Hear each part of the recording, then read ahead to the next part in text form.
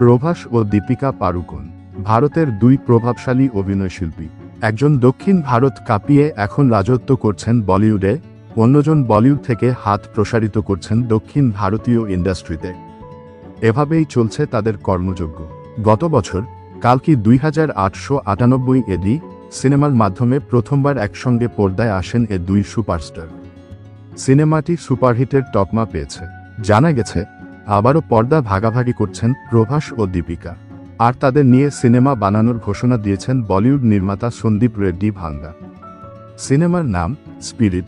এই নির্মাতার সিনেমার সংখ্যা বেশি নয়, হাতে গোনা কয়েকটি, তবে যেটি বানিয়েছেন সবই হিট। তাই তার সিনেমায় অভিনয়ের প্রস্তাব সাধারণত কেউ ফিরিয়ে দেন না, একমাত্র দীপিকা ব্যতিক্রম।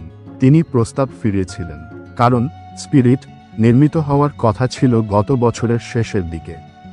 শুরু থেকেই নায়িকা হিসাবে নির্মাতার প্রথম পছন্দ ছিল দীপিকা।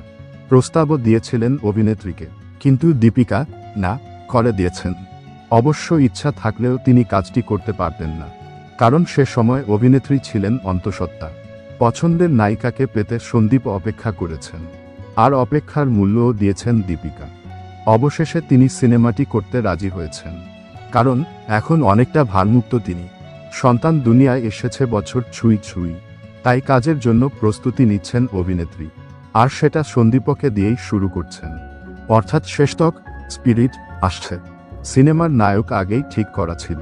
প্রভাস ও দীপিকার সঙ্গে ফের কাজ করতে অধীর আগ্রহে অপেক্ষা করছেন বলে ভারতীয় গণমাধ্যম জানিয়েছে। অন্যদিকে প্রথমবার সন্দীপ রেড্ডি ভাঙ্গার সঙ্গে কাজ করবেন, এটা দীপিকার জন্যও বড় পাওয়া। এ সিনেমায় তাকে একটি গুরুত্বপূর্ণ চরিত্রে দেখা যাবে। স্পিরিটের শুটিং শুরু হবে চলতি বছরের অক্টোবরে। 2027 সালের প্রথম দিকে মুক্তি দেওয়ার পরিকল্পনা রয়েছে নির্মাতার। এদিকে দীপিকা আর শাহরুখ খানের রসায়ন পুরনো। শাহরুখের প্রায় সব সিনেমাই তার উপস্থিতি লক্ষণীয়। বাদ যাচ্ছেন আগাম সিনেমা কিং।